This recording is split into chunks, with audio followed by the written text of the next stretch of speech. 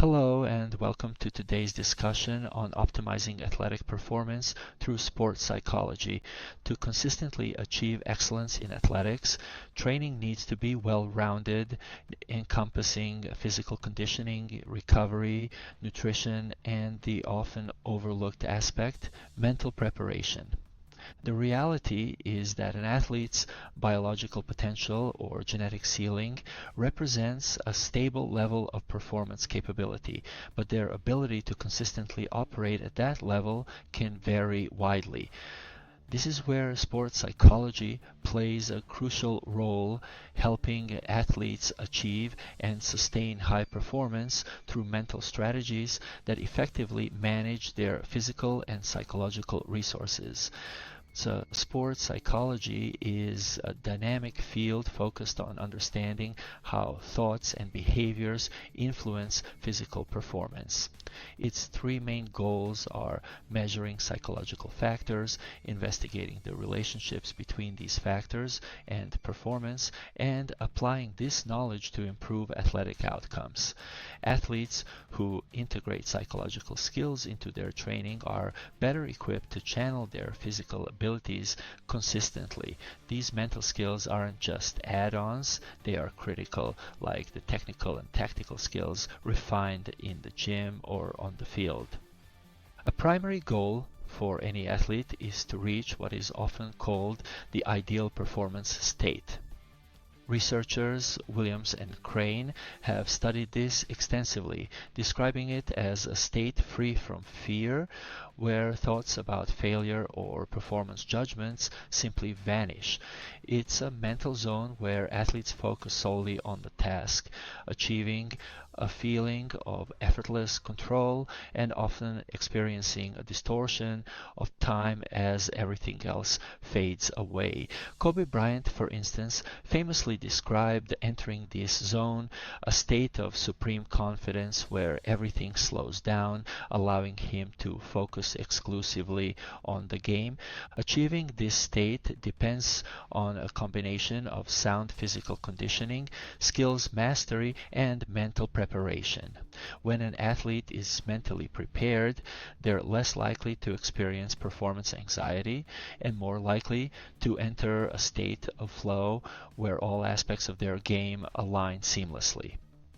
In sports, both mental and physical energy are vital resources. However, athletes can inadvertently waste energy on unproductive emotions such as worry, frustration, or anxiety, which can sap the confidence and focus needed for peak performance. Training athletes to channel emotions productively to fuel motivation and commitment while avoiding energy draining feelings of anxiety or anger is critical.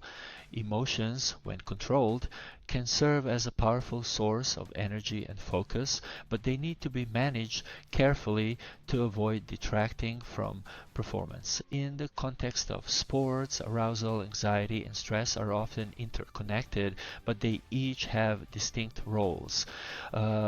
Arousal refers to an athlete's mental and physical state of readiness. It can range from a deeply relaxed state to high excitement. This state isn't inherently positive or negative, it's simply a level of activation. For example, an athlete may feel psyched up with positive energy and motivation, while another may feel underactivated, resulting in boredom or low engagement. Optimal arousal levels vary based on the task and the individual, with many athletes aiming to find their personal zone for best performance. Anxiety, on the other hand, is a specific type of arousal with a negative connotation. It includes both mental worry, cognitive anxiety, and physical symptoms such as muscle tension or an elevated heart rate. Somatic anxiety. Anxiety can be further classified into state anxiety, which is a temporary emotional response to a particular situation, and trait anxiety, a stable personality trait that makes some individuals more prone to anxiety. Athletes with high trait anxiety may have a harder time staying focused as they are more likely to be distracted by task irrelevant thoughts. Stress results when there's a significant imbalance between the demands placed on an athlete and their perceived ability to meet those demands, especially if there are serious consequences tied to failure. Stress can be negative distress or positive eustress, with distress often leading to anxiety and eustress fostering a productive level of focus and excitement. By understanding these psychological states, athletes and coaches can develop strategies to maintain composure, ensuring that energy is directed toward performance rather than being dissipated in unproductive emotions. Now, let's discuss a few effective techniques athletes can use to cultivate that ideal performance state and improve consistency. Goal setting. Setting specific, measurable, and achievable goals gives athletes clear benchmarks and motivation. By focusing on individual goals, athletes can maintain direction and build confidence over time. Energy management and relaxation. Techniques like controlled breathing, progressive muscle relaxation, and meditation help athletes regulate arousal levels. High arousal might be beneficial before a sprint, but lower arousal could be optimal for precision sports where control and calmness are needed. Imagery. Mental imagery or visualization allows athletes to mentally rehearse tasks, which can improve focus, build confidence, and reduce performance anxiety. Visualization strengthens the neural connections associated with movements, enhancing muscle memory, and preparing the mind for actual performance. Confidence building. Self-confidence is key to maintaining composure and focus under pressure. Positive self-talk, reflecting on past successes, and practicing mental resilience all play roles in building a strong, unwavering belief in one's abilities. The earliest model to explore this connection was Hull's drive theory. Hull proposed a direct linear relationship between arousal and performance. Simply put, as arousal levels rise, so should performance. The more an athlete psyched up, the better they were expected to perform. While this theory holds some truth, especially at low to moderate levels of arousal, real-world experiences have shown that too much arousal can have a counterproductive effect, particularly for complex or highly skilled tasks. Athletes can become overly energized or anxious, leading to mistakes or decreased effectiveness, especially when performing tasks that require high levels of focus and precision. Skill level plays a significant role in how athletes respond to arousal. Highly skilled athletes generally have a wider range of optimal arousal levels and can perform well even if they're slightly under or over aroused. In contrast, less experienced athletes may need lower arousal to perform optimally, as they still need to focus on the mechanics of their movements.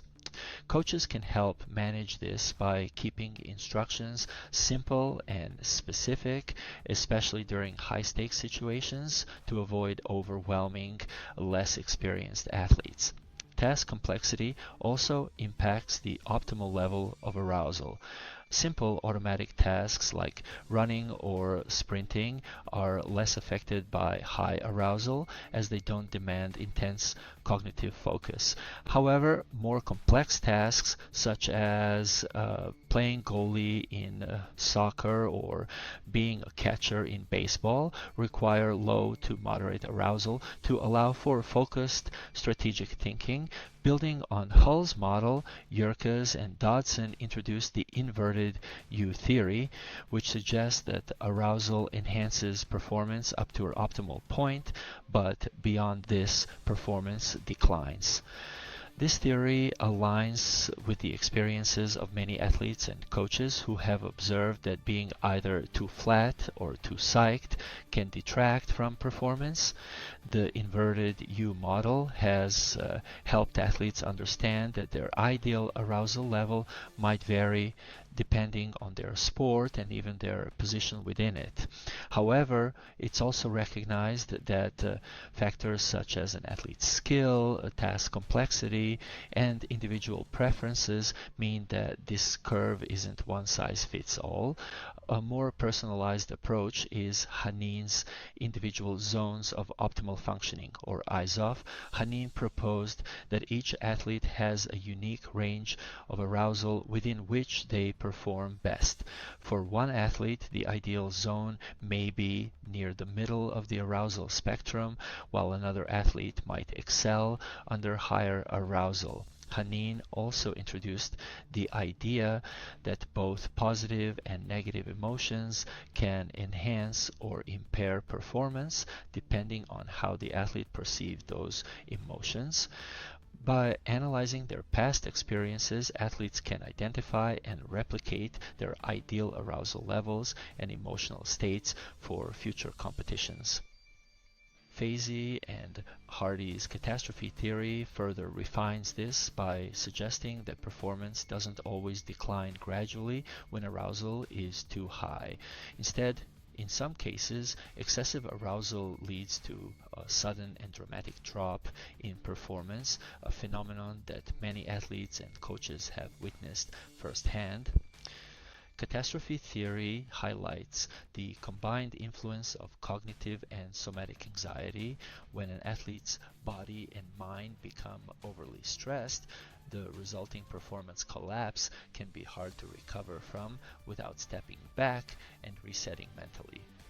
Kerr's reversal theory offers a unique perspective by suggesting that how arousal and anxiety affect performance depends largely on an athlete's interpretation of these feelings. For instance, one athlete might view high arousal as an exciting challenge, while another might see it as intimidating. This theory emphasizes the power of mindset. Athletes can choose to interpret their arousal positively, seeing it as readiness rather than as anxiety or fear. The influence of arousal and anxiety on performance is complex, shaped by multiple theories and models. Each one offers valuable insights, and understanding them can help athletes manage their arousal levels to reach that zone where they perform at their best. As we've discussed, this might involve adjusting arousal based on skill level, task complexity, and personal preferences, or even reinterpreting arousal as a positive state rather than something to be feared.